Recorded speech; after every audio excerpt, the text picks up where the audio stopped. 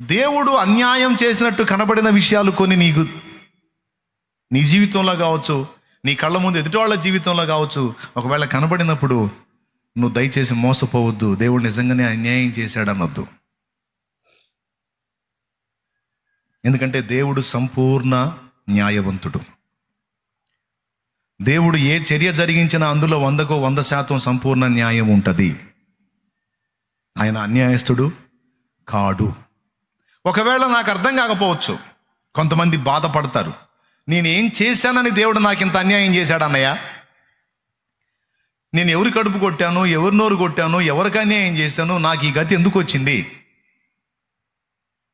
నాకు ఈ గతి ఎందుకు వచ్చింది, నాకు ఈ పరిస్థితి ఎందుకు వచ్చింది, నాకు ఇంత అన్యాయం ఎందుకు జరిగింది అని కొంతమంది వాపోతూ ఉంటారు, బాధపడతా ఉంటారు, ఏడుస్తూ ఉంటారు, ప్రశ్నిస్తూ ఉంటారు, తమ జీవితాలను గురించి బాధపడతా ఉంటారు, లేదా తమ వారి జీవితాన్ని గురించి బాధపడతా ఉంటారు. కొంతమంది చిన్నపిల్లల్ని చూపించి ఈ పిల్లలకి ఇంత అన్యాయం జరిగింది, ఎందుకు జరిగింది, దేవుడు ఎందుకు ఇలా చేశాడని ప్రశ్నిస్తారు. ఒకవేళ దేవుడు చేసిన కార్యాలు నీకు అన్యాయంగా అనిపిస్తే,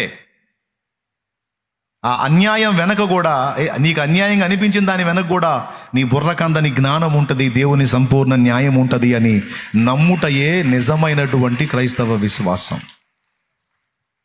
అదే నిజమైన విశ్వాసం. మన హృదయంలో ఒక తీర్మానం ఎప్పుడూ ఉండాలి, దేవుడు అన్నీ న్యాయం చేయాలి అని నేను అనుకుంటాను. ఒకవేళ దేవుడు అన్యాయం చేసినట్టు కనపడిన వాటిని కూడా, అన్యాయం చేసినట్టు కనపడ్డ వాటిని కూడా నేను అన్యాయం అనుకోను. వాటి వెనక దేవుని అనంత జ్ఞానం, సంపూర్ణ న్యాయం ఉంటుందనే నేను నమ్ముతాను. ప్రస్తుతానికి నాకు అర్థం కాకపోవచ్చు, కానీ ఫ్యూచర్లో అది ఎందుకు అలా జరిగిందో, అలా ఎందుకు అయినాయో, ఆ పరిస్థితులు ఎందుకు వచ్చినాయో దేవుడు తప్పకుండా నాకు న్యాయం చెప్పగలుగుతాడు. ఆయన సంపూర్ణ న్యాయవంతుడు అనే నిశ్చయత మన హృదయంలో ఉండాలి. అది నిజ విశ్వాస యొక్క లక్షణం. లేకపోతే మన విశ్వాసం ఎఫెక్ట్ అయ్యే అవకాశం ఉంటుంది. ఫర్ ఎగ్జాంపుల్, ఏబు లైఫ్ని తీసుకుంటే, ఏబు చాలా భక్తిపరుడుగా ఉన్నాడు, నీతివంతుడిగా ఉన్నాడు, యథార్థవంతుడిగా ఉన్నాడు, న్యాయవంతుడిగా ఉన్నాడు, యెహోవా యందు భయభక్తులు కలిగి చెడుతనం విసర్జించినట్టున్నాడు. ఒక రకంగా చెప్పాలంటే ఏబు పరిపూర్ణమైనటువంటి భక్తుడికి సాదృశ్యం, లేదా నిలువుట అర్థం అండ్ సంపూర్ణ అర్థం లాగా ఏబు బతికాడు. తన దగ్గరికి వచ్చిన దీనుల్ని కరుణించాడు, ఆకలి కొన్న వారి ముఖం చూడలేదు, వాళ్ళకి హెల్ప్ చేశాడు, అన్యాయం అయిపోతున్న వాళ్ళని చూశాడు, వాళ్ళ పక్షంగా న్యాయం తీర్చాడు, వాళ్ళకి అన్యాయం చేసిన వాళ్ళ దవడ ఎముక మీద కొట్టి వీళ్ళ దగ్గర దోచుకున్న వాళ్ళ సొమ్ముని తీసుకొచ్చి తిరిగి వాళ్ళకి ఇచ్చాడు. ఈ కోణంలో చూస్తే ఏబు ఏ కోణంలో కూడా తేడా కనపడ్డాడు. కానీ ఏబుకు జరిగిన పరిస్థితులు చూస్తే, అబ్బా సర్వశక్తుడు నాకు అన్యాయం చేశాడు అంటాడు ఏబే. నేనేం తక్కువ చేశాను, నా ఆస్తులు పోయినాయి, అంతస్తులు పోయినాయి, గాడిదలు పోయినాయి, ఎడ్లు పోయినాయి, ఒంటెలు పోయినాయి, ఆస్తులు అంతస్తులు పోతే పోయినాయి, నా 10 మంది పిల్లలు ఒక్క దినమందే చనిపోయారు, ఇంత కడుపు కోత నాకెందుకు మిగిల్చాడు, ఇంత గుండె కోత నాకెందుకు మిగిల్చాడు, ఇంత దరిద్రం నాకు వచ్చేటట్టు ఎందుకు చేశాడు అని ఏబు ప్రశ్నిస్తాడు. చివరికి ఏబు గెలుస్తాడా, దేవుడు గెలుస్తాడా? ఎవరికి తెలుసయ్యా? మేము చదివితే కదా తెలియటానికి. ఆ ఏబు అని నువ్వు జీవితం వింటమే కానీ మేము చదివింది లేదు, పాడలేదు అని కొంతమంది చదివిన వాళ్ళు ఉన్నారు. ఫైనల్ ఏంటో మీరు చెప్పండి. నాది తప్పని దేవుడు ఒప్పుకుంటాడా, ఏబు ఒప్పుకుంటాడా? ఏబేనన్నా అన్నోళ్ళు చేతులు ఎత్తండి. అంటే మీకు ఒక గట్టి నమ్మకం ఏంటంటే, దేవుడు ఎట్ట ఒప్పుకుంటాడు నాకు తప్పైందని? ఒప్పుకుంటే ఏబే ఒప్పుకోవాలనేది మీ నిశ్చయిత. నిజమే మీరు అనుకున్నది. చివరికి ఏబే అంటాడు, నా జ్ఞానమునకు మించిన సంగతులను గురించి నేను మాట్లాడి తిని. ఇప్పుడు ఏబు నాకు ఇంత అన్యాయాలు జరిగినాయి, నన్ను దేవుడు ఇలా చేశాడు, బికారోని చేశాడు, సరే అన్ని పోయినాయి వదిలే, నా శరీరంలో ఆరోగ్యం కూడా తీసేశాడేంటి, నాకు ఈ రోగాలేంటి, నాకు ఈ గీక్కునే జబ్బేంటి, ఏంటి నాకు ఈ బాధలేంటి? ఆఖరికి కట్టుకున్న భార్య, వంగంగి దండాలు పెట్టే భార్య కూడా దేవుణ్ణి దూషించి సావరాదని అంటుంది. నా పనివాళ్ళు నన్ను అపహాస్యం చేస్తున్నారు, నా స్నేహితులు నన్ను ఎగతాళి చేస్తున్నారు, నాదే తప్పు అంటున్నారు. ఏమిటి నేను చేసిన తప్పు? దేవుడు ఎందుకు నాకు ఇంత అన్యాయం చేశాడని అల్లాడిపోతాడు ఏబు. ఇలా విలపించినటువంటి ఏబు చివరికి ఏమంటాడో తెలుసా? పాపం ఏబు ఇలా మొత్తుకుంటుంటే దేవుడు ప్రత్యక్షమై, సుడిగాల్లో ఆయన ప్రత్యక్షమై ఏబుతో మాట్లాడే మాటలండి. అన్ని పోయి ఇల్లు ఒళ్ళు గుల్ల ఏబు ఎడుతుంటే, నాకు సమాధానం చెప్పవయ్యా, నాకు ఎందుకు ఇంత అన్యాయం చేసావని ఏబు అడుగుతుంటే ఏం లేదంటాడు దేవుడు. నేను భూమికి పునాది వేసినప్పుడు నువ్వు ఎక్కడుంటివి అంటాడు. అసలు ఏబు అడుగుతుంది, నాకెందుకు ఇంత అన్యాయం చేసావని ఏబు అడుగుతుంటే ఏనొచ్చి, నేను భూమికి పునాది వేసినప్పుడు నువ్వు ఎక్కడున్నావు, అది కదలకుండానట్లు స్థిరముగా దాన్ని స్థాపించినప్పుడు నువ్వు ఎక్కడున్నావు, ఉదయ నక్షత్రములు ఏకంగా కూడి పాడినప్పుడు దేవదూతలందరూ ఆనందించి జయధ్వనులు చేసినప్పుడు నువ్వు ఎక్కడున్నావు, దానికి మూలరాతిని స్థాపించిన వాడెవడు, నేను చేసిన మకరం గురించి నీకు తెలుసా, గాలం వేసి దాన్ని పట్టగలవా, నేను చేసిన నీటి గుర్రం గురించి నీకు తెలుసా? అరే నాకెందుకు అన్యాయం చేసావయ్యా, నాకెందుకు ఈ బాధలు వచ్చినాయా అని నేను అడుగుతుంటే నాకు న్యాయం చెప్పకుండా, నేను చేసిన మొసలి గురించి నీకు తెలుసా, మకరం గురించి నీకు తెలుసా, నీటి ఏనుగు గురించి నీకు తెలుసా, గుర్రం గురించి తెలుసా, నిప్పుకోడి గురించి తెలుసా, గాడిద గురించి, ఏంది ఇది? నేను అడుగుతుంది ఏంది, నువ్వు చెప్పేది ఏంది అనాలి కదా ఏబు. అల్లా అదే ఆశ్చర్యం. మనమైతే ఖచ్చితంగా అనేది అదే. అసలు నేను అడుగుతుంది ఏంది, నువ్వు చెబుతుంది ఏంది దేవా అనేది మనం అడుగుతాం. కానీ ఏబు మళ్ళా కాసోదోడు కాదు, ఏబుకి బుర్ర ఉంది.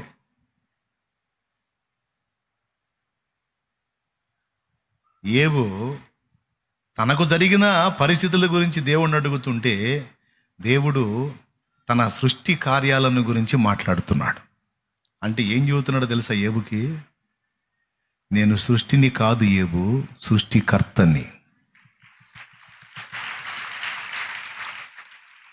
అన్నిటినీ నిర్మించిన వాణ్ణి, అన్నిటినీ చేసిన వాణ్ణి, అంటే అన్నిటితో పాటు నీకు కూడా లైఫ్ని ఇచ్చిన వాణ్ణి. నాకు తెలియదా ఏది ఎలా చేయాలో అనే మాట చెప్పకనే చెప్పాడు. అది దేవుడి సమాధానం. ఇన్నిటినీ చేసిన వాడిని దేన్ని ఎలా సిద్ధపరచాలో, దేనికి ఎంత బలం ఇయ్యాలో, దేన్ని ఎలా ఏ విస్తీర్ణంలో ఉంచాలో అన్నిటినీ పక్కాగా నియమించిన వాడిని, నీ లైఫ్ని ఎలా డిజైన్ చేయాలో నాకు తెలియదా? తెలుసు నాయన. తెలిసినప్పుడు మరి నన్ను ఎందుకు వ్యతిరేకంగా మాట్లాడావు?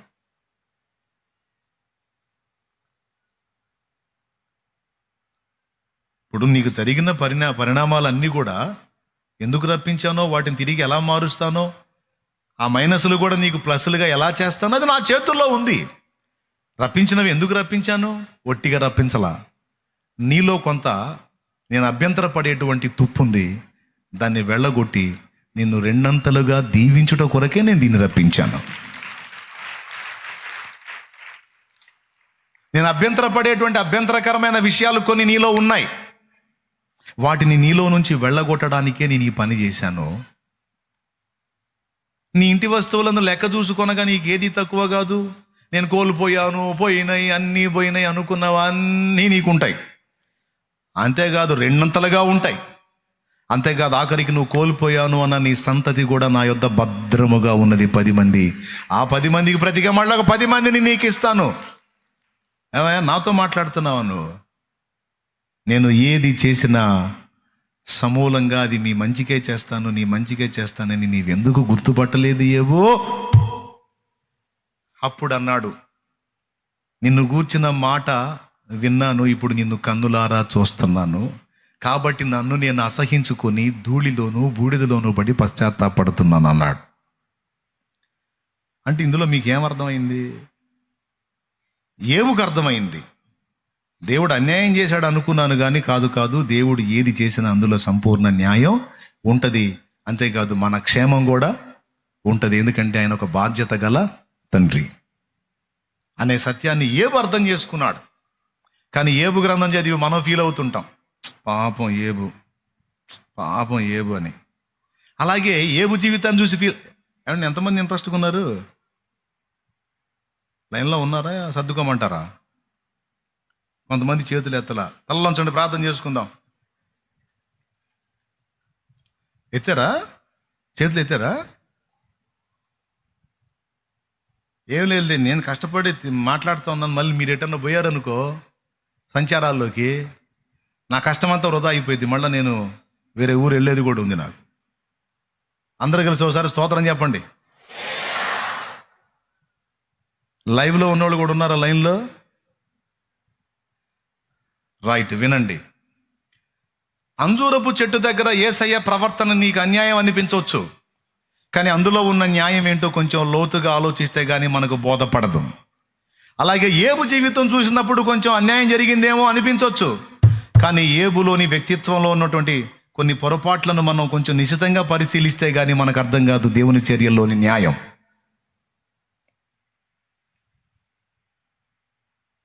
హల్లెలూయా, హల్లెలూయా. ఏబుకు 2 పాఠాలు నేర్పడానికి దేవుడు పూనుకున్నాడు. ఈసారి ఎప్పుడన్నా చెప్తాలే, గతంలో చెప్పాను, మరికొంత సమాచారం ఈసారి ఎప్పుడన్నా అందిస్తాను. 2 పాఠాలు దేవుడు ఏబుకు వంట పట్టించాలని పూనుకున్నాడు. ఆ సంగతి కొంచెం నిశితంగా లోతుకెళ్తే కానీ మనకు అర్థం కాదు. మొట్టమొదటిది ఇప్పుడే చెప్పేదా? వదిలే, ఈసారి చెబుతాను. దేవునికి మహిమ. మొదటి సంగతి ఏంటి? అంజూరపు చెట్టు దగ్గర దానికి అన్యాయం జరిగిందేమో అని మనకు అనిపించవచ్చు, కానీ అందులో కొంచెం నిశితంగా పరిశీలిస్తే దేవుని న్యాయం ఉంటుంది. ఏబు లైఫ్లో అంతే అనిపిస్తుంది. పాప భక్తుల జీవితాలు చూస్తే మనకు అంతే. యోసేపు జీవితం చూడండి, అన్ని నెత్తిన పడతాయి వచ్చి ఆడి అన్ని. అరే వరుసగా అన్యాయమే పాపం. సొంత వాళ్ళ చేత ద్వేషించబడటం, అమ్మబడటం, సంతలో పశువుని అమ్మినట్టు అమ్ముతారు యోసేపుని. పాపం తీసుకెళ్ళిన పోతిఫెరో ఇంటూ నిందలు పడటం, జైలు పాలవటం, అన్ని చెయ్యని నేరాలకి శిక్షలు. ఎందుకయ్యా పాపం యోసేపుకి అన్ని బాధలయ్యా, ఇంత అన్యాయమా యోసేపు కంటే? చివరికి యోసేపు ముగింపు చూస్తేనేమో వెళ్ళి సింహాసనం ఎక్కుతాడు. తొందరపడి మనం ఏదన్నా డైలాగ్ వాడామా, నువ్వు యోసేపుకి అన్యాయం చేస్తున్నావు దేవా అన్నావా, మనం ఎదవలం అవుతాం. నువ్వు ఏబుకు అన్యాయం చేస్తున్నావు దేవా అన్నావా, ఎదవలం అవుతాం. నువ్వు అంజూరపు చెట్టుకి అన్యాయం చేసావు దేవా అన్నావా, ఎదవలం అవుతాం. ఈ 3 విషయాల్లోనే కాదు, అది నీ బ్రతుకు చూసైనా, ఎదుటి వాళ్ళ బ్రతుకు చూసైనా, నీ వాళ్ళ బ్రతుకు చూసైనా ఇది అన్యాయం ప్రభువా అన్నావంటే నువ్వు నేను ఖచ్చితంగా వెధవలమే అవుతాం. ఎందుకంటే దేవుడు తన చర్యలన్నిట సంపూర్ణముగా న్యాయము జరిగించువాడు.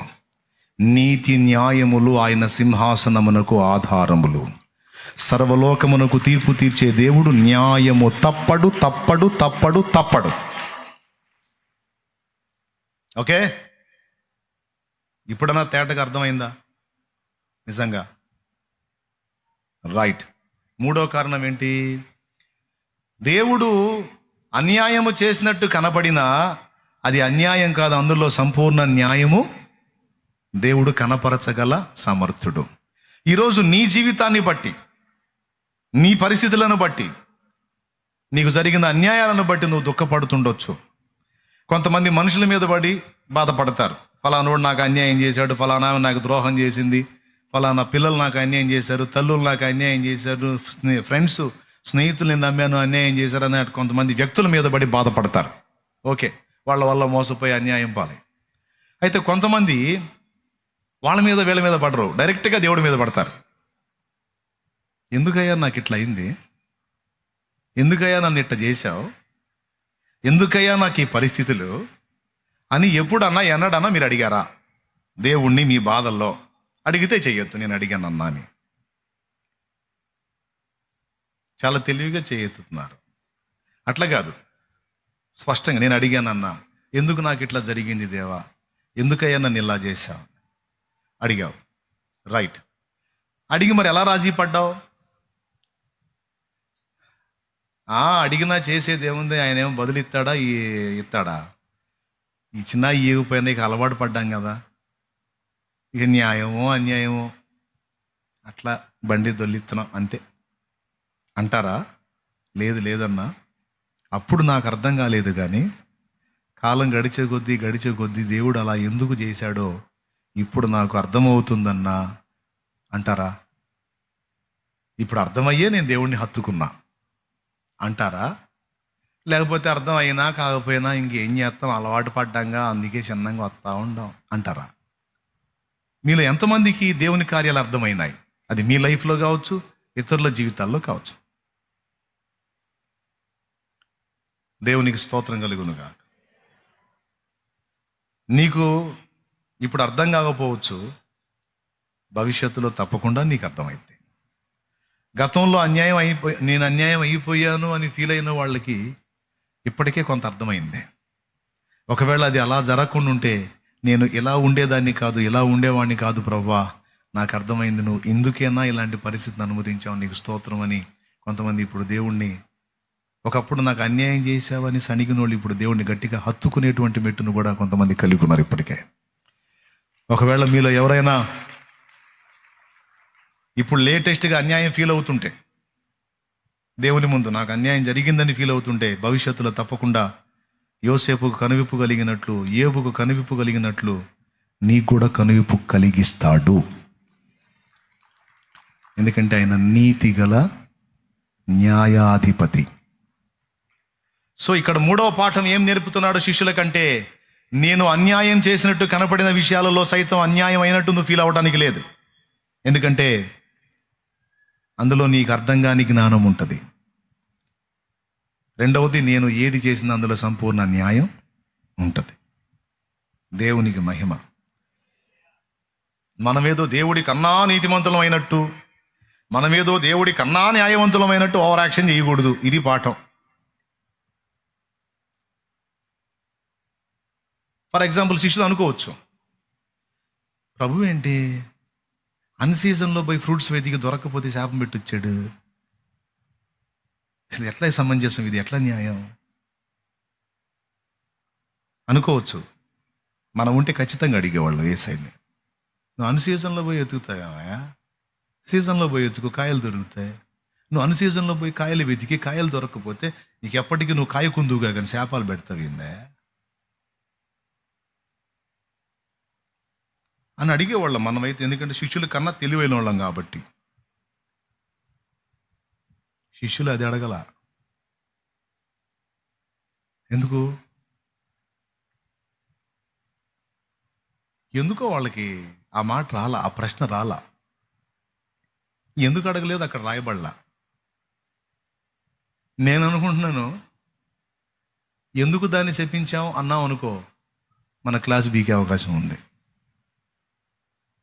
అన్సీజన్లో పోయి కాయలు ఎతికి కనపడకపోతే దాన్ని శాపం పెట్టొచ్చావు, ఎందుకు అట్ట చేసావు అన్నావు అనుకో, మనకి క్లాస్ ఇచ్చే అవకాశం ఉంది. ఎందుకు వచ్చిన గొడవ, ఆయన ఏం చేసినా చూస్తుంటామే మన పని. ఎందుకంటే బోధకుడు ఏది చేసినా అందులో పరమార్థం ఉంటుంది అని వాళ్ళు నమ్మారు. అందుకే వాళ్ళు ఆయన అడుగ తెగింపలేదు, ధైర్యం చేయలేపారు. మనమైతే ఒకవేళ ఆ ప్లేస్లో మనం ఉంటే ఎగబడి అడిగేవాళ్ళు, ఏంటి ప్రభా, ఏంటి నువ్వు అట్లా చేయటం ఏంటి అసలు అని. ఒకవేళ అడిగితే యేసుప్రభు చెప్పేవాడు, ఇది కాయలు లేదు కానీ ఆకులు చూపిస్తా మోసం చేస్తుంది, మాయ చెట్టు ఇది, ఇలాంటి ఫలితం దీనికి ఎందుకు వచ్చినట్టు, దీని వేరు చెడ్డది, అందుకే ఇది కాయలు కాయట్లేదు కానీ ఆకులు చూపించి మోసం చేస్తుంది, అందుకే వేళ్లతో సహా ఎండిపోవాలని చెప్పించానని చెప్పేవాడు. 2 మొక్కలు అయిపోయేది. వాళ్ళు అది అర్థలా. బోధ కూడా నువ్వు శపించిన చెట్టు వేళ్లతో సహా ఎండిపోయింది అన్న ప్రశ్న ఎత్తారు. అప్పుడు ఆయన అన్నాడు, ఇంకొక సమాధానం చెప్పాడు, మీరు ఈ కొండను చూసి మనసులో సందేహింపకేది, నువ్వు లేచి సముద్రంలో పడమని దానికి ఆజ్ఞాపిస్తే అది అలా జరుగుతుందని విశ్వాసాన్ని గురించి మాట్లాడాడు. అది నేను పోయిన బుధవారం చెప్పాను. ఇప్పుడు మూడవ పాఠం ఏం చెప్పానంటే, దేవుడు చేసే చర్యలన్నిటిలో ఇప్పుడు అందరు కలిసి ఒకసారి చెప్పుకోండి, నా జీవితంలో. ఇంకొంచెం చెప్పాను, నోరు సౌండ్ పెంచండి, అసలే నాలుగు లేని పిల్లల్లాగా. దేవుడు పెద్దగా మీరు చెప్పండి, దేవుడు నా జీవితంలో ఏది అనుమతించినా అందులో సంపూర్ణ న్యాయం ఉంటుంది. అది ఏదో ఇప్పుడు అనుకోవటం కదా, ఎప్పుడు అనుకో. ఓ దెబ్బ తగిలిందా, న్యాయమే, నాకు ఇది న్యాయమే, నువ్వు తప్పు చేయవు. ఒక ఇబ్బంది కలిగిందా, న్యాయమే, ఇది న్యాయమే. నువ్వు అన్యాయం చేయవు, తప్పు చేయవు. ఏదన్నా నష్టం కలిగిందా? న్యాయమే. ఎరా అన్నిట్లో న్యాయమేనా? మరి ఇంకేమంటావేంది? ఇప్పటిదాకా అదేగా చెప్పింది. కాబట్టి దేవా, తీర్పు తీర్చున్నప్పుడు నీవు నిర్మలుడుగా అగుపడతావు. నీ చర్యలన్నిట న్యాయం ఉంది.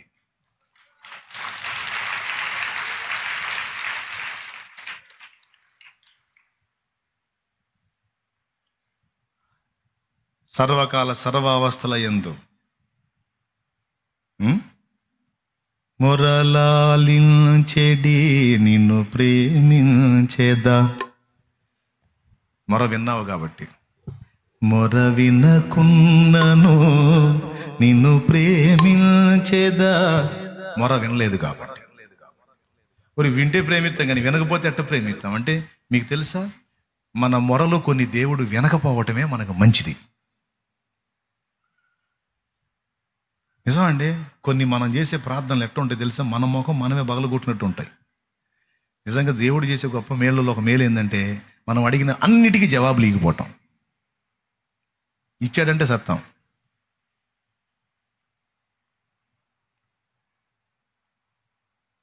కొన్నిసార్లు చిరాకు పుట్టి, అసలు దేవుడా నన్ను ఎందుకు బతకనిస్తాను, ఒక్క దెబ్బతో చంపేరాదా, పేడ వదిలిపోయిద్ది అన్నావు అనుకో, ఆమెన్ అన్నాడు అనుకో,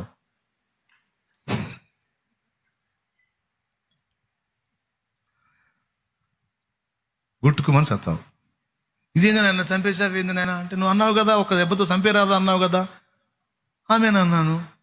అదేదో ఆవేశంలో అంటే అట్ట అంటావా ఏంది ప్రభా? దేవునికి స్తోత్రం కలుగును గాక.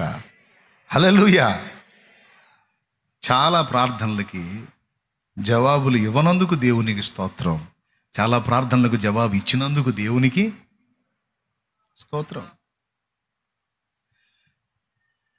8,000 ఉద్యోగం, 8,000 జీతం వచ్చే ఉద్యోగం కోసం ఓ తమ్ముడు అడిగాడు నన్ను, ప్రార్థన చేయన్నని. భారంగా ప్రార్థన చేశా, ఉద్యోగం వచ్చేటట్టు చేయి. ఎంత జీతం? 8,000. ఇది జరిగి ఇంచుమించు ఒక 10 ఏళ్ళు అయింది. చదివింది పెద్ద చదువు, కానీ దానికి అప్పుడు మంచి రేటింగ్ రాలా. దానివల్ల పాపం తన చిన్న జాబు కూడా సిద్ధపడి వెళ్ళాడు. ఇంట్లో కష్టంగా ఉంది. 8,000 రూపాయలు జీతం. ఆ 8,000 వచ్చినా నడుస్తుంది, ఇంట్లో ఇబ్బంది లేకుండా అని. ఆ జాబ్ రావాలని దాన్ని ట్రై చేయడానికి వెళ్తున్నా, ప్రార్థన చేయాలని అంటే ప్రార్థన చేసిన. ఆశ్చర్యంగా అది రాలా. బాధపడి చూసావన్నా నా బతుకెట్ట అయిపోయిందో. కనీసం 8,000 ఉద్యోగాన్ని ట్రై చేసినా కూడా నా ముఖానికి రాలేదన్నా అన్నాడు. బా, నిరాశకి బ్రాండ్ అంబాసిడర్ లాగా ఉన్నావు నాయన నువ్వు. నీ దెబ్బకు నాకు కూడా కృంగుబాటు వస్తుంది. మరీ అంత దిగజారిపోకు నాన్న. మేలు కలగటానికే సమస్తం సమకూర్చి జరిగిస్తాడు. నీకేదో సిద్ధపరిచాడులే నాయన, బాధపడొద్దు. దేవుడు నీకు దయ చూపుతాడులే. మరి అంతమించి నేనే ఉద్యోగం ఇచ్చేదా? నేను ఇచ్చేదా? ఆ మాట చెప్పి పంపించాను. పోయిన తర్వాత ఒక నెలన్నర 2 నెలల లోపు సంతోషంతో స్వీట్ బాక్స్ తీసుకొని వచ్చాడండి. స్తోత్రం. నా దేవుడు జాబ్ ఇచ్చాడన్నా, నేను ఏది చదివానో దానికి సంబంధించిన జాబ్ నాకు ఇచ్చాడు. మొదటి నెల శాలరీ ఎంతో తెలుసా? 21,000 అన్నాడు.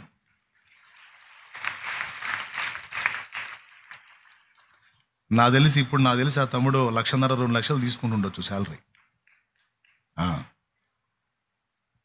అప్పుడు నేను చెప్పా, తమ్ముడు నా దరిద్ర ముఖానికి 8,000 ఉద్యోగం కూడా రాలేదన్నా అని నిరాశలో కృంగిపోయి మాట్లాడావు. ఒకవేళ నీకు అదే జాబ్ కానీ దేవుడు అనుమతించిన నీ ప్రార్థన, నా ప్రార్థన విని నీకు ఆ 8,000 ఉద్యోగం వచ్చేటట్టు చేసినట్టయితే నువ్వు అందులోనే కూర్చొని ఏదో ఒకటి నడుస్తుంది కదా, నీకు దాన్ని ఖచ్చితంగా ట్రై చేయవు. నీ ప్రయత్నం ఆపేసేవాడివి, ఎందుకంటే ఎంతో కొంత వస్తుంది నడుస్తుంది అని చెప్పి దాని మీద పెట్టేవాడి మైండ్. ఇప్పుడు చెప్పు, నీకు అది రావటం దేవుని చిత్తమా, రాకపోవటం దేవుడి చిత్తమా? అది రాకపోవటమే నీ క్షేమం, దేవుడి చిత్తం. ఎందుకు? నీకు రెట్టింపు కృప చూపాలని దేవుడు ఆశించే. నువ్వు అల్పమైన దాన్ని అడిగితే దాన్ని అట్లా ఆపేశాడు. ఎందుకు? మరి శ్రేష్టమైన దాన్ని నీకు అప్పచెప్పాలనేది దేవుని సంకల్పం. అలా కొన్నిసార్లు మన ప్రయత్నాలు విఫలమయ్యే నరాలు వీక్నెస్ తెచ్చుకోకూడదు. ఏంటో నేను ఏది చేసినా ఇంతే, అంతా దరిద్రమే, అంతా నష్టమే, అంతా కష్టమే అని చెప్పి వీక్ అవ్వద్దు. నువ్వు దేవుని చేతిలో ఉన్నావని మర్చిపోవద్దు. నువ్వు దేవుని చేతిలో ఉన్నావని మర్చిపోవద్దు. నిరాశకు నిస్పృహకు తావియొద్దు. అది ప్రయత్నం చేశాను, అది రాలేదు, నా మేలుకే. మరి శ్రేష్టమైన దాన్ని దేవుడు నాకు ఇవ్వచ్చు. అదే అనుకో. రెండు అనుకోవచ్చు, నా దరిద్రం, నా కర్మ, ఏదన్నా చేయని ఇంతే, చూడు నా ముఖానికి ఇది కూడా లేదని ఆడవచ్చు. ఆ ఏడుపే స్థిరపరచబడింది ఆమెనని. లేకపోతే ఇది నాకు అందలేదంటే ఇంతకంటే శ్రేష్టమైన కార్యాన్ని నా దేవుడు ఏదో చేయబోతున్నాడు.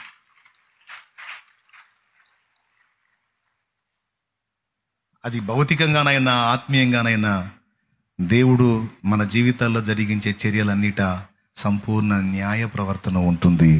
ఇంకా చెప్పాలంటే 100% మన క్షేమం ఉంటుంది. ఎందుకంటే దేవుడు నిన్ను ప్రేమిస్తున్నాడు. దేవుడు నిన్ను ప్రేమిస్తున్నాడు. 3 పాఠాలు అందులో. ఆఖరి పాఠం 4వది.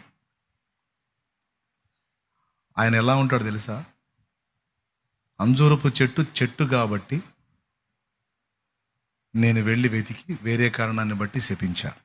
4వ పాఠం చెప్తున్నాను. మీరు కూడా నా దృష్టిలో చెట్ల వంటి వారే. మనల్ని చెట్లతో పోల్చాడని మీలో ఎంతమందికి తెలుసు? మనల్ని చెట్లతో పోల్చాడని ఎంతమందికి తెలుసు? బైబిల్లో దేవుడు మనుషులని చెట్లతో పోల్చాడు. ఏదన్నా ఒక గుర్తు చెబుతారా? ఒక పాట ఉంది.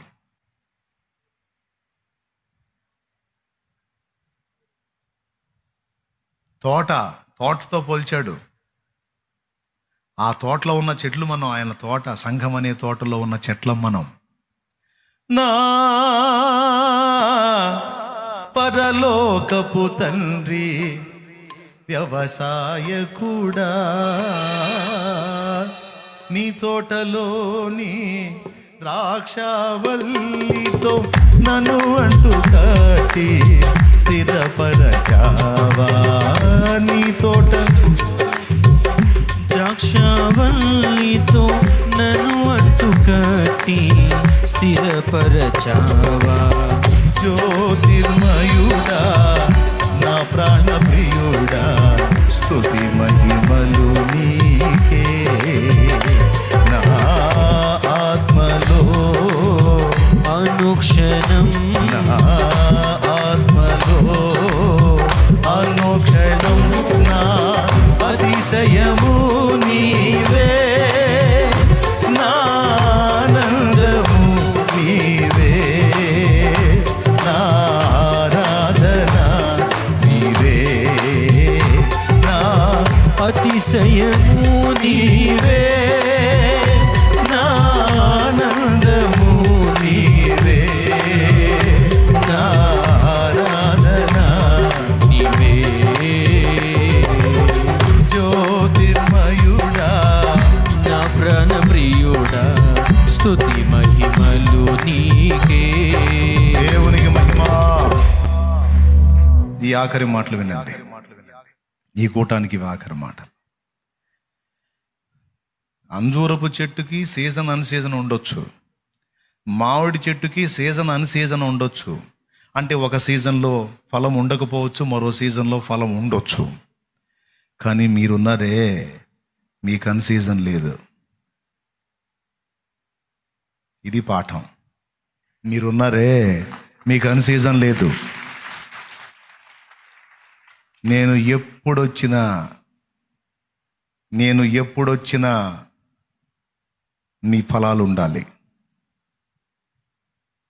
అది వార్నింగ్, మనకు ఒక డోస్ అన్నమాట. ఏమన్నా అర్థమైందా? నేను ఎప్పుడొచ్చినా మీ ఫలాలు నాకు కనపడాలి.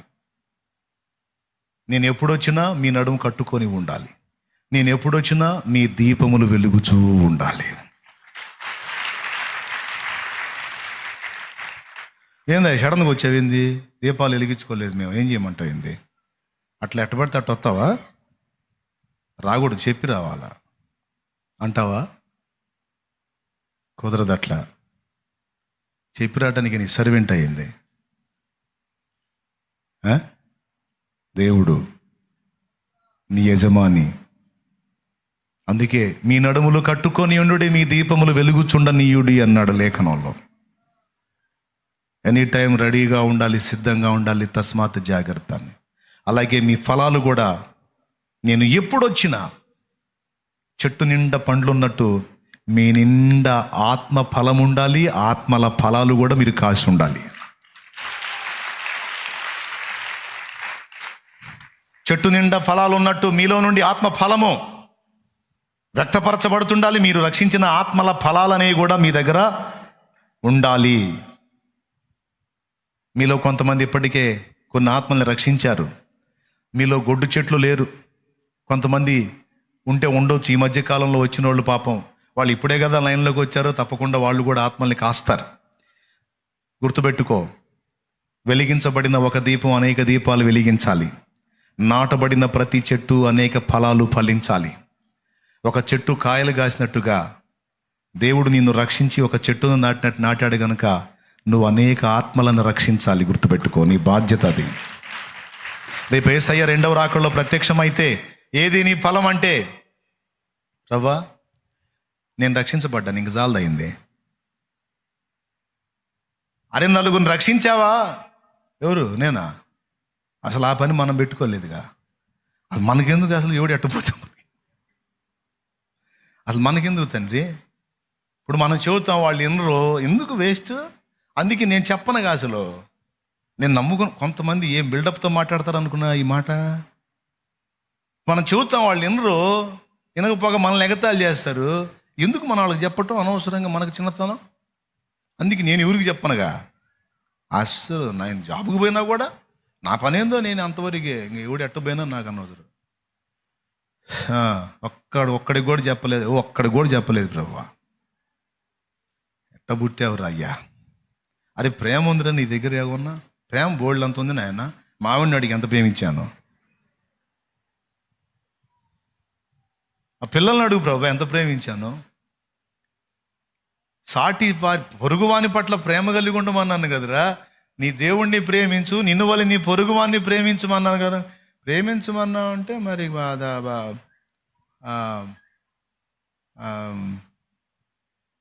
ఏదో అప్పుడప్పుడు ఏదో ఒకటి చేస్తూ ఉంటున్నావులే. కానీ సువార్త చెప్పావా? అది మాత్రం చెప్పలా. ప్రేమ కలిగి మాత్రం ఉన్నాను. ప్రేమ కలిగి ఉంటే వాడు నశించి నరకానికి పోతుంటే అంత డేంజర్ వాడుకుంటే ఒక్క మొక్కన ఒక్కసారి అందించావా? అది చేయలేదు తండ్రి. మరి ప్రేమ గల్లోడు ఎట్టయ్యావురా నువ్వు? రారా నాయన రా, కూర్చో. వాళ్ళందరికీ ఎంత పెద్ద పెద్ద బహుమానాలు ఇస్తున్నావు, నాకేం లేదా పేవా? అరే నీ మొఖానికి నువ్వు పరలోకం వచ్చిందే చాలు, నోరు మూసుకొని కూర్చో. ఇంకా నువ్వు మళ్ళీ ఎక్కువ తక్కువ మాట్లాడు. బహుమానం అంటే బహుమానం ఏం పొడిచావంట నీకు? బహుమానం ఏం పొడిచి నలుగురిని రక్షించావంటరా? కనీసం ఒక్క నన్నా, అది ఒక్క కాయ ఉన్నా నేను చెట్టు చుట్టూ తిరిగి చూసి ఒక్క ఫలం ఉన్నా నేను సంతోషపడతానురా. అది ఒక్క ఆత్మను కూడా గాయకపోతే, ఒక్క జీవితాన్ని వెలిగించకపోతే, ఒక్క ఆత్మను రక్షించకపోతివి, అదేమంటే పెద్ద బైబిల్ తీసుకొని వస్తా పెద్ద మనిషిలాగా. ఎట్లనైనా ఆయన ఎనీ టైం ఎప్పుడు వచ్చినా, ప్రభువా నువ్వు ఇప్పుడు వచ్చినా సిద్ధమే, రేపు వచ్చినా సిద్ధమే, ఇంకా సంవత్సరానికి వచ్చినా సిద్ధమే, 10 ఏళ్ళకు వచ్చినా నేను సిద్ధంగా ఉంటాను. రక్షణ పొందని వాళ్ళు రక్షణ పొంది సిద్ధంగా ఉండాలి. రక్షణ పొందిన వాళ్ళు అనేకుల్ని రక్షించి సిద్ధంగా ఉండాలి. వారు వీరు కలిసి ఆత్మ ఫలములు ఫలించే విషయంలో సిద్ధంగా ఉండాలి. ఆయన ఏనాడు వస్తాడో, ఎప్పుడు వస్తాడో. మొన్న ఎవరు అంటున్నారంట, శాలేమన్న ఏంది ఇంకా 40 ఏళ్ళకి 30 ఏళ్ళకి అని అంటున్నాడు. ఆ దినమును గూర్చి, ఆ కాలమును గూర్చి తండ్రికే తప్ప కుమారునికి కూడా తెలియదంటే எனக்கு తెలుసా ఏంటంటే, ఒరే నిద్రమోహమాడా నేనేమన్నా డేట్ ఇచ్చానని అడుగుతున్నా. దేవునికి స్తోత్రం, హల్లెలూయా. నేనేమన్నా డేట్ ఏమన్నా ఇచ్చాను? నేను చెప్పేటప్పుడు సరిగ్గా వినరో. కనీసం తప్పు పడదాన్ని వెతికిందా సరిగ్గా వెతుక్కోవాలి కదా. చెప్పేటప్పుడు సరిగ్గా వినాలా. ఇంచుమించు ఇంకొక 40 ఏళ్ల కాలం పట్టవచ్చు, లేదా 35 ఏళ్ల కాలం పట్టవచ్చు, 30 ఏళ్ల లోపు అవ్వచ్చు, ఇంచుమించు 2100 లోపు అవ్వచ్చు అని చెప్తున్నా నేను. ఆ ఇంచుమించు అన్న దగ్గరే బోళ్ళంతా సర్దుకోవడానికి స్థలం ఉంది. అది పట్టించుకోరు. ఏంది 2100 లోపు అంటున్నాడు, ఏంది నేను చూసినట్టు చెబుతున్నాడు ఏంటంటే అక్కడ సంభవాలు అట్ట కనపడుతున్నాయి. మరి అట్లా ముంచుకొస్తుంది పరిస్థితి. కాబట్టి దాన్ని బట్టి అంచనా వేసి ఇంచుమించు ఒక 30 ఏళ్ల లోపు, ఒక 40 ఏళ్ల లోపు. డేట్ నేనెప్పుడు ప్రకటించాను, తారీఖులు నేను ఎప్పుడు చెప్పాను? నేనే నిద్రమోహండిగా తారీఖులు చెప్పడానికి. మీలాగా నేను చెప్పేదానికి ఒక పద్ధతి ఉంటుంది. దేవునికి స్తోత్రం. కానీ ఒకటి కన్ఫామ్, 2100 లోపు అనే మాట చెప్పాను. అది ఏ డేటు, ఏ తారీఖు, ఏ వారం, ఏ నెల, ఏ సంవత్సరం నేను చెప్పలా. కానీ సూచన చూస్తుంటే 2100 దాకా కూడా రాకడ ఆగదనేది మాత్రం పక్కా. అందుకే అందరూ గ్రహించాలి, ఆయన ఏ గడియను వస్తాడో ఆ గడియకు మనం ఎల్లప్పుడూ సిద్ధంగానే ఉండాలి.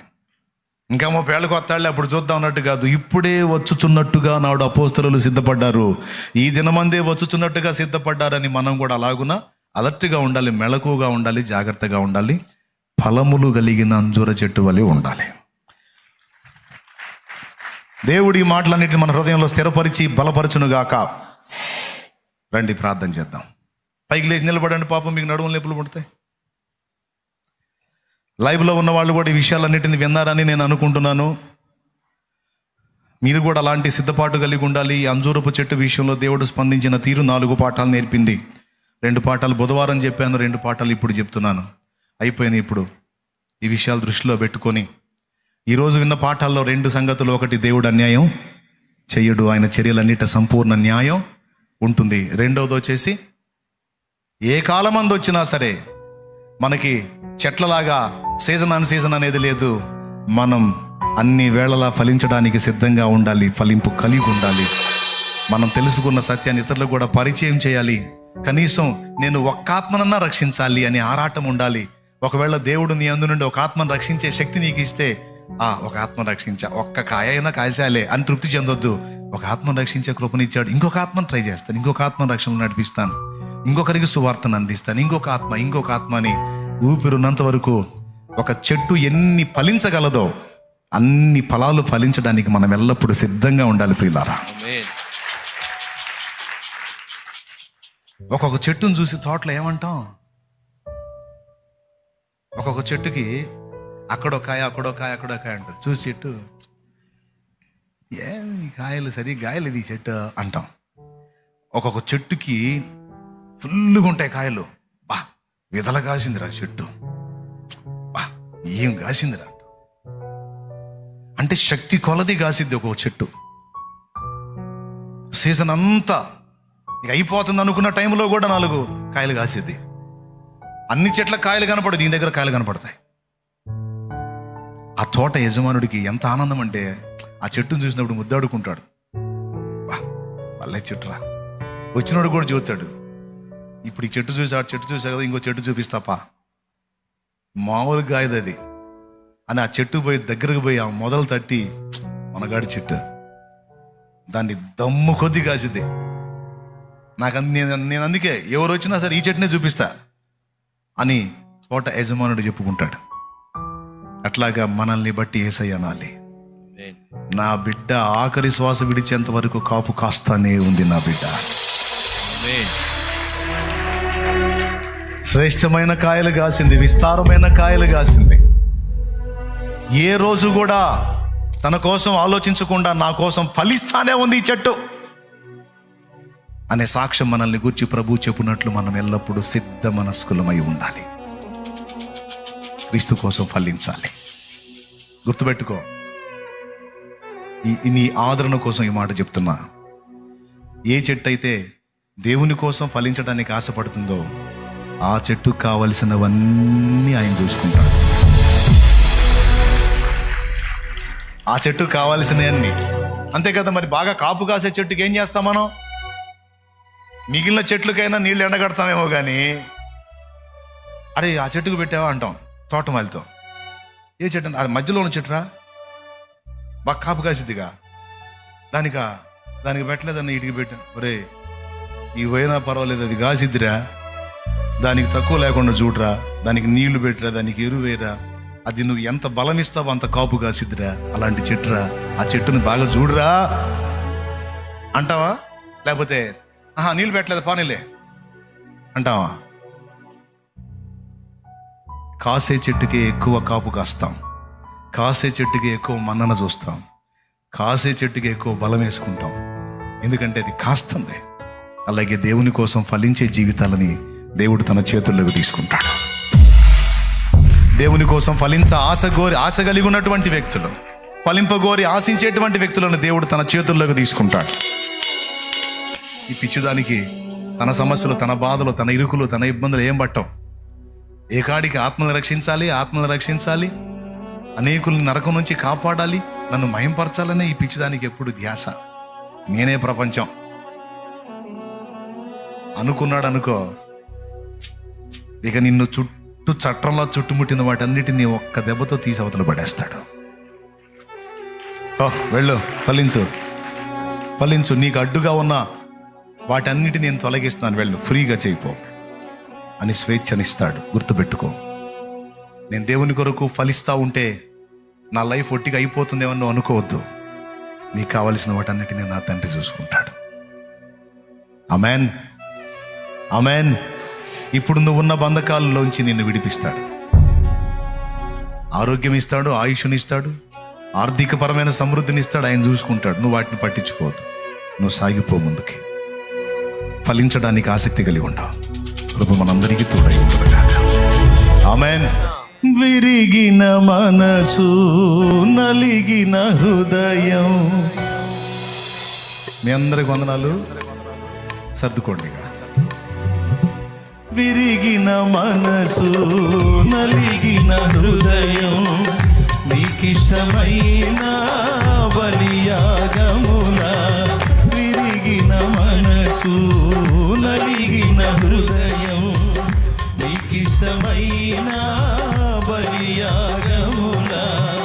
నీ చేతితోనే విరచిన రొట్టెనై ఆహారమౌదును అనేకులకు. నీ చేతితోనే విరచిన రొట్టెనై ఆహారమౌదును అనేకులకు. మహిమ స్వరూపుడా, మృత్యుంజయుడా, మరణపు ముల్లును విరచిన వాడా, నీకే స్తోత్రములు నా యేసయ్యా, నీకే స్తోత్రములు. మహిమ స్వరూపుడా, మృత్యుంజయుడా, మరణపు ముల్లును విరచిన వాడా, నీకే స్తోత్రములు నా యేసయ్యా, నీకే స్తోత్రములు, నీకే స్తోత్రములు నా యేసయ్యా, నీకే స్తోత్రములు. పరిశుద్ధాత్మ ఫలమును పొంది పరిపూర్ణమైన జ్యేష్ఠుల సంగమై. పరిశుద్ధాత్మ ఫలమును పొంది పరిపూర్ణమైన జ్యేష్ఠుల సంగమై. సియోను రాజా నీ ముఖము చూడా, సియోను రాజా నీ ముఖము చూడా. ఆశతో నేను వేచియున్నాను, ఆశతో నేను వేచియున్నాను. మహిమ స్వరూపుడా, మృత్యుంజయుడా, మరణపు ముల్లును విరచిన వాడా, నీకే స్తోత్రములు నా యేసయ్యా, నీకే స్తోత్రములు, నీకే స్తోత్రములు నా యేసయ్యా, నీకే స్తోత్రములు, నీకే స్తోత్రములు నా యేసయ్యా, నీకే స్తోత్రములు. నీ రక్తమును నా రక్షణకై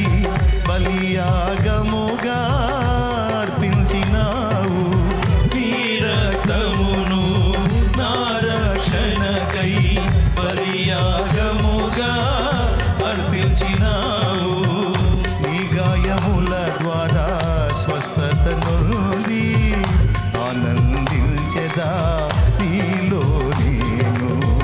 నీ గాయముల ద్వారా స్వస్థత నుండి ఆనందించేదా నీలో నేను. మహిమ స్వరూపుడా మృత్యుంజయుడా మరణపు ముల్లును విరచినవాడా నీకే స్తోత్రములు. స్తోత్రం చెప్పు. నా యేసయ్యా నీకే స్తోత్రములు. నీకే స్తోత్రములు. నా యేసయ్యా నీకే స్తోత్రములు. పరిశుద్ధాత్మ ఫలమును పొంది పరిపూర్ణమైన జ్యేష్ఠుల సంగమై, పరిశుద్ధాత్మ ఫలమును పొంది పరిపూర్ణమైన జ్యేష్ఠుల సంగమై, సియోను రాజా నీ ముఖము చూడా, సియోను రాజా నీ ముఖము చూడా ఆశతో నేను వేచి ఉన్నాను. ఆశతో నేను వేచి ఉన్నాను. మహిమ స్వరూపుడా మృత్యుంజయుడా మరణపు ముల్లును విరచిన వాడా నీకే స్తోత్రములు. నా యేసయ్యా నీకే స్తోత్రములు. నీకే స్తోత్రములు. నా యేసయ్యా నీకే స్తోత్రములు. నీకే స్తోత్రములు. నా యేసయ్యా నీకే స్తోత్రములు. నీకే స్తోత్రములు. నా యేసయ్యా ఆయన గాయములలోని స్వస్థత నీకు కలుగును గాక. ఆయన గాయములలోని స్వస్థత నీకు కలుగును గాక. ఆయన గాయములలోని స్వస్థత నీ పిల్లలకు కలుగును గాక. ఆయన గాయములలోని స్వస్థత నీ ఇంటి వారికి కలుగును గాక. ఆయన గాయములలోని స్వస్థత నీ దేహములో కలుగును గాక. ఆయన గాయములలో ఆయన రక్తములో ఉన్న శక్తి నీ మీదికి దిగును గాక. ఆయన ప్రభావము నిన్ను ఆవరించుగాక. ఆయన అభిషేకము నీ మీదికి దిగి వచ్చుగాక. నిన్ను పీడించేటువంటి మాంత్రిక శక్తులు నాశనమగును గాక. నిన్ను పీడించే దయ్యపు శక్తులు యేసు నామములో ఈ క్షణమే వదిలిపోవును గాక. నీ సర్వ శరీరము ఆరోగ్యవంతమగును గాక. నీ మనసులో శాంతి నెమ్మది కలుగును గాక. నీ సర్వ శరీరము నీ కుటుంబము సమాధానంతో నింపబడును గాక. ఓ నీ ఆత్మీయ ప్రగతి నా దేవుడు ప్రచోదింపచేయును గాక. హల్లెలూయా. ఆయన అభిషేకము, ఆయన ప్రభావము, ఆయన సమాధానము మనందరి హృదయములోనికి దిగి వచ్చును గాక.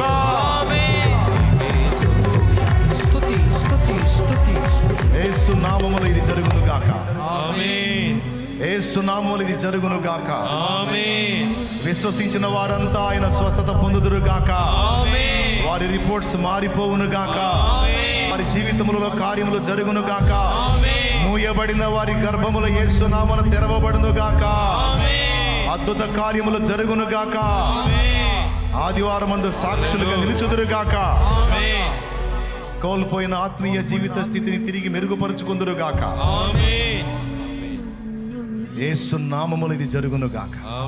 వారు విశ్వాసంతో తెచ్చిన నూనె సహా నా ప్రభు తన శక్తితో నింపి నీ బిడ్డలందరూ తీసుకు అదిగో విశ్వాసంతో తెచ్చిన ఆ నూనె నీ ప్రభావంతో నింపు, నీ శక్తితో నింపు. వారు విశ్వసించారు ప్రభు. ఆ నూనె రాసి ప్రార్థించుట ద్వారా రోగముల వారి నుండి వెళ్ళిపోవును గాక. దయ్యముల పీడ వారి నుండి తొలగిపోవును గాక. మంత్రపు కట్టులు, మాంత్రిక ప్రయోగములు, దుష్టాత్మ చేతబడి జిల్లంగి బాణామతి ప్రయోగాలు యేసు నామములో నిర్మూలమగును గాక.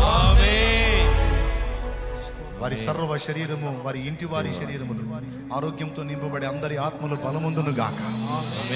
నీ బిడ్డల తిరుగు ప్రయాణాల్లో తోడై ఉండి మా జర్నీలో కూడా తోడై నీ కృపా కాపుదల దాయిచ్చు యేసు నామములో ప్రార్థించి పొంది ఉన్నాం తండ్రి. ఆమేన్. ఆమేన్.